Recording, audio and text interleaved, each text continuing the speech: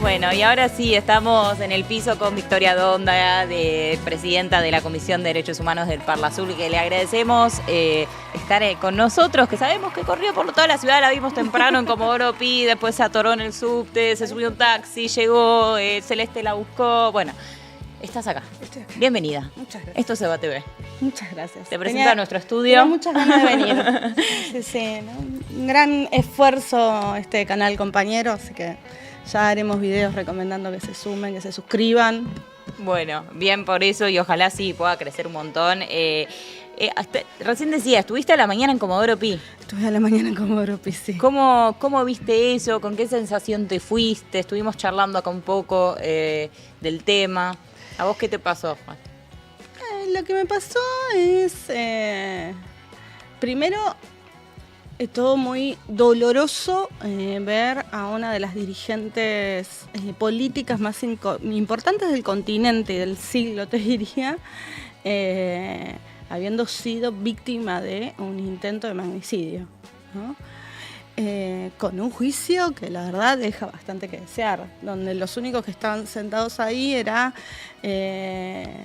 los dos imputados, que la verdad nadie puede creer que ellos sean los que hayan diseñado este intento de magnicidio. No lo cree nadie, o sea, no resiste análisis. Con un montón de cabos sueltos que no se ha profundizado en la investigación. Entonces, independientemente de los autores materiales, creo que nosotros como pueblo, como comunidad, tenemos que reclamar que la justicia investigue sobre la línea de los autores intelectuales del hecho, ¿no? Yo no entiendo por qué no estaba Milman, por ejemplo, ahí sentado, por qué no le preguntaron a Caputo por qué le mandaba plata a la carpintería de Revolución. Digo, me parece que todo eso hace que este juicio nos deje un sesgo muy amargo, además de lo doloroso de en un país democrático tener que ver un intento de magnicidio de ese calibre, que tengamos un poder judicial tan cooptado por los poderes concentrados, es un gran problema para nuestra democracia. Recién nombrabas a Milman, y Milman, mientras vos estabas presenciando esto en Comodoro Pi, estaba en la Cámara... Sol. No, casi, pero estaba en la Cámara de Diputados que rechazó tratar la expulsión de los diputados de la Libertad Avanza que visitaron a los genocidas. Te quería preguntar tu opinión de esto. Es mucho más grave chupar una teta. Digo, nosotros tuvimos un diputado que por chupar una teta lo hicimos renunciar y se fue el diputado. Al instante. Acá tenemos diputados y diputadas que fueron en calidad de diputados y diputadas a visitar y a tramar la liberación o moligeración de su condena con aquellos que cometieron los peores delitos cometidos y conocidos por el pueblo argentino. Uh-huh. Y no pasó nada. ¿Qué sé yo? No sé. Salvo que realmente quieran convertir a la Cámara de Diputados en una cueva de ratas, como decía Milei, y ser, además de ratas de la mano de genocida. Hoy hablamos de estas cosas como, bueno, una noticia del día y nos indignan, nos pone tristes, nos angustia, nos hace perder un poco la brújula. Pero vos en algún momento pensaste que si ganaba Milei esto podía pasar en términos, o sea, lo que está pasando en términos de derechos humanos, que podía haber un gobierno tan negacionista. Nunca pensé que podía ganar Milei. O sea, llámenme naif, inocente, desconectada de la realidad. No pensé que podía ganar Milei. Creo que también porque me subí a esa ola de subestimación que existe en una parte de la política argentina de ignorar qué es lo que venía pasando. Milei es parte de un proceso, pero no es un proceso solo argentino. Milei es resultado de, obviamente, errores del gobierno que pasó, errores nuestros como sector de la política, aciertos de ellos y de mucha preparación de corporaciones, pero que son supranacionales, te diría. O sea, no... Hoy hablar de Milei en aislado, como si fuese... Hay algunos que dicen, bueno, un tipo sin estructura, solo con su Twitter. Pensar eso es naif. No lo vimos venir y muchos pensábamos que acá un Bolsonaro no iba a llegar. Bueno, este es peor. Ahora, ¿qué hay detrás de esta agenda particularmente? De la idea de, bueno, ir a la visita de los genocidas, de impulsar la idea de plantear en su momento la teoría de los dos demonios, o en este caso esto incluso va más allá de la teoría de los dos demonios, es casi una reivindicación. Yo creo que nunca plantearon la teoría de los dos demonios. Sí. Ellos reivindican el proceso militar. Pero eso lo hacen porque le suma en algo, lo hacen por una cuestión ideológica, lo hacen. ¿Qué hay detrás de haberse metido en esto? Yo sé lo que voy a decir ahora, algunos lo pueden tildar de que es un pensamiento como lineal y poco probable, pero síganme un poco en este pensamiento lineal.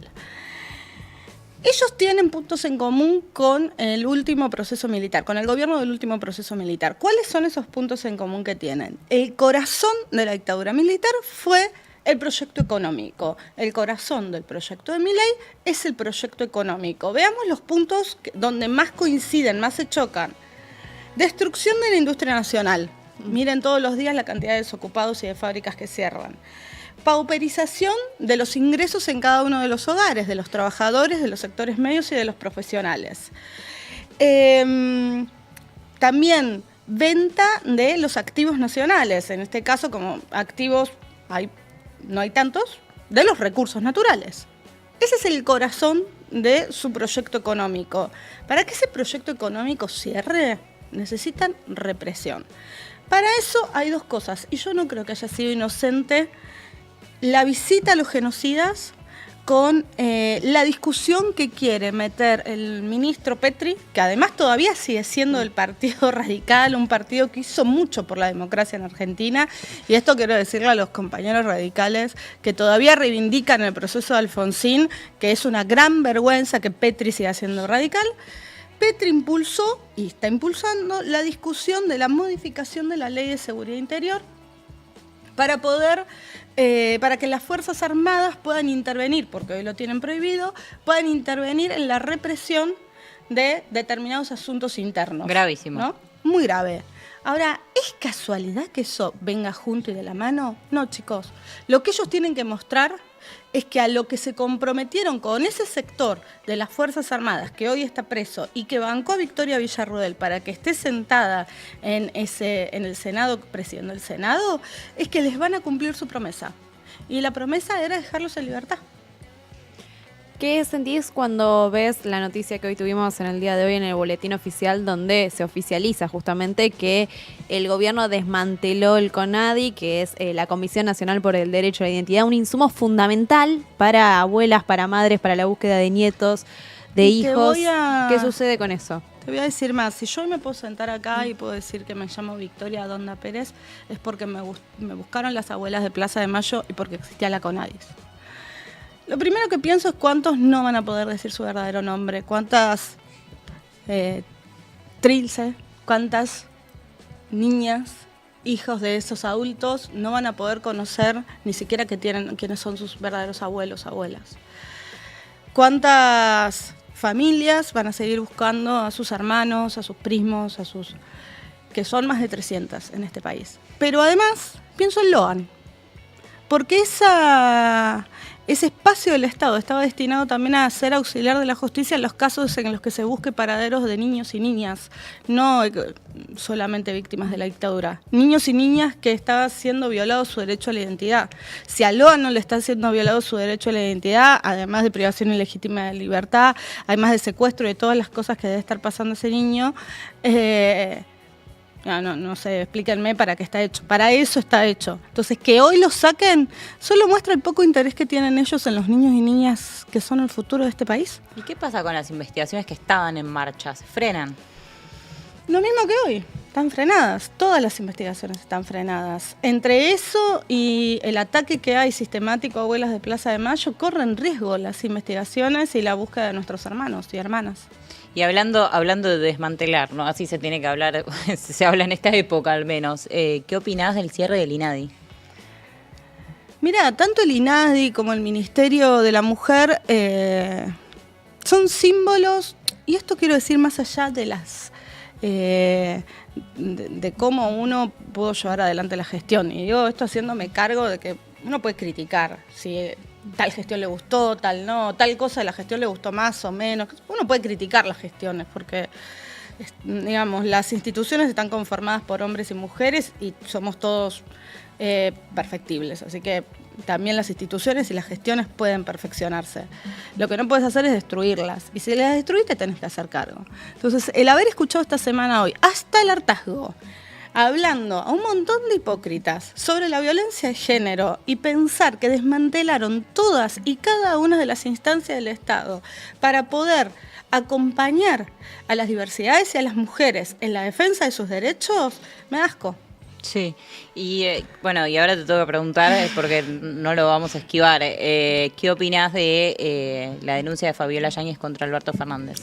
Es que no hay por qué esquivarlo. No nos podemos hacer cargo nosotras como militantes de las conductas individuales de cada uno de los miembros que son parte de este gran movimiento. En este caso, uno de ellos era ni más ni menos que el presidente, con lo cual el impacto es doble.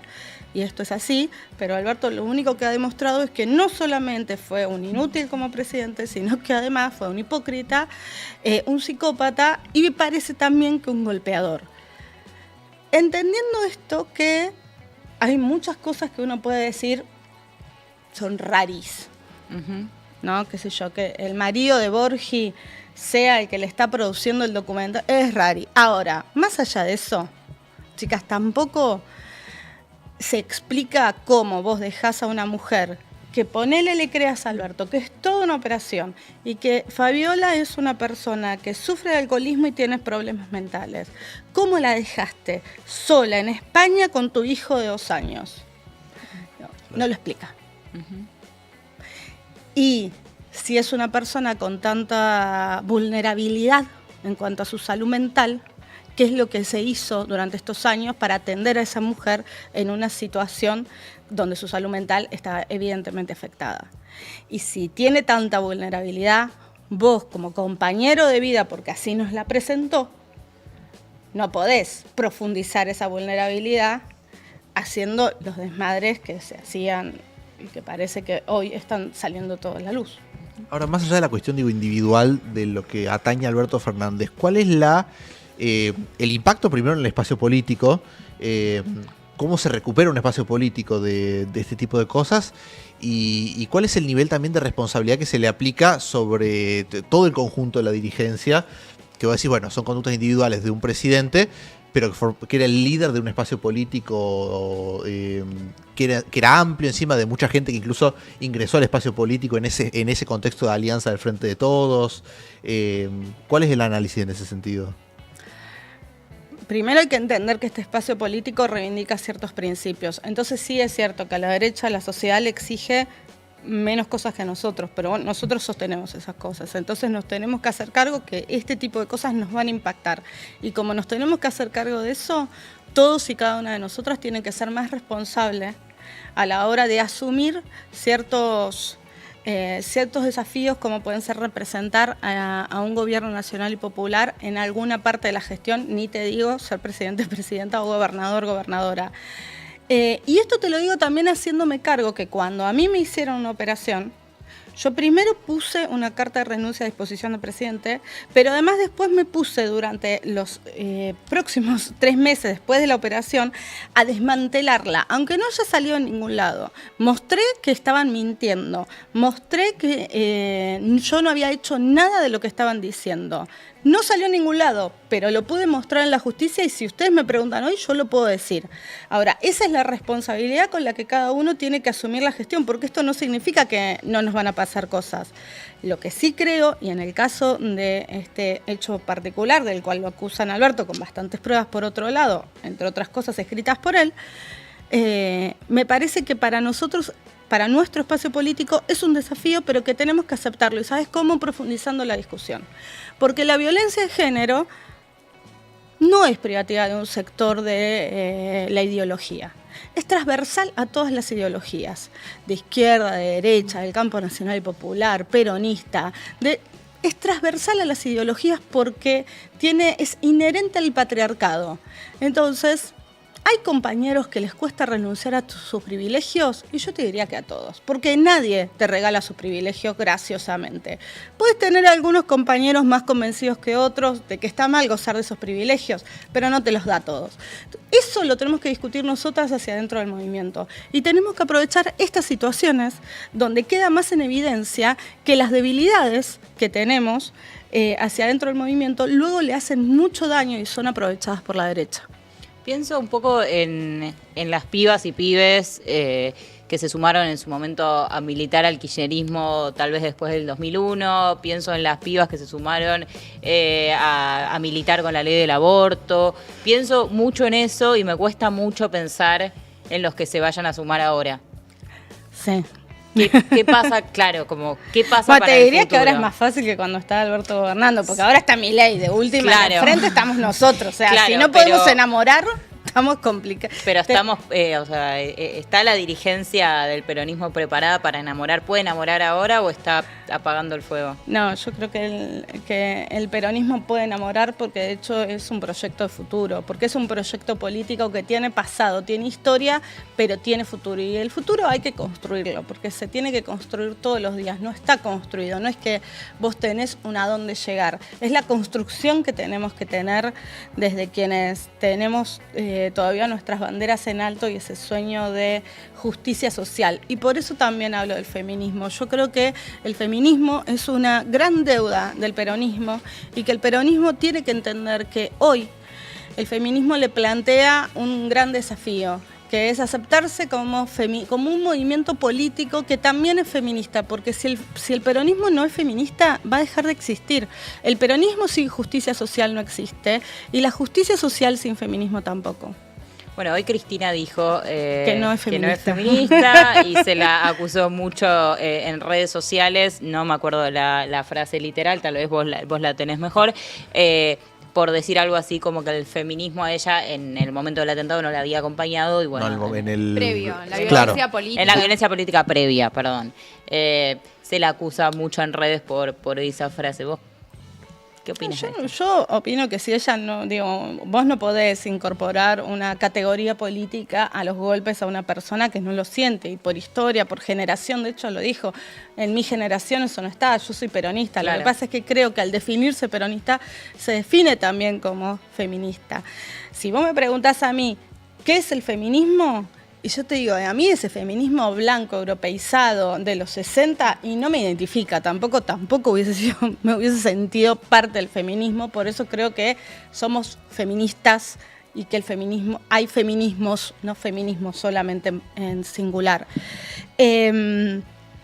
Luego, algunas dirigentes que nos identificamos con los feminismos, en su momento, y aún desde la oposición, criticamos esas tapas. La mayoría no lo hizo. Ujú. Y eso también hay que decirlo, porque en los feminismos existe la mezquindad, la sororidad no implica estar despojadas de cualquier tipo de mezquindad política. Y eso está. Bueno, lo que pasa es que también hay que bancarse decir que está tan mal cuando una tapa ataca a Cristina en su característica de mujer y no por una crítica política, como decir que hay que dejar de decirle gorda a Carrió. Está mal. Sí, claro.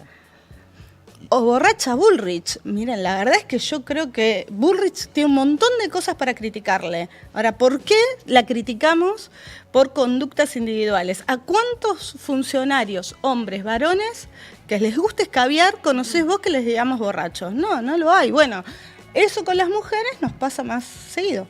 ¿Qué pensás de la rama del peronismo que piensa que el problema del peronismo es el progresismo? Ah,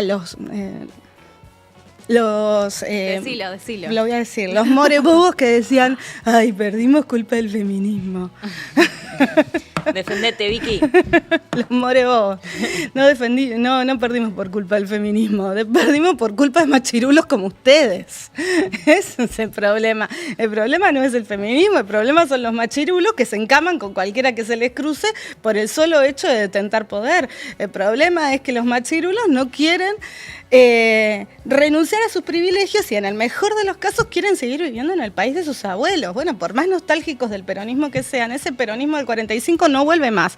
Tenemos que construir un nuevo peronismo, un nuevo movimiento. Y en ese movimiento, compañeros, también estamos nosotras. Así que Vicky, muchas gracias por haber venido. Estoy mirando la hora, no puedo creerlo, se nos fue el programa, de hecho nos pasamos. Así que te vamos a tener que, y queremos volver a invitarte, así que cuando quieras, esta es tu casa. Me vengo directamente en auto caminando, Cualquier cosa no me tomo avisanos. más el subte. Te mandamos un helicóptero.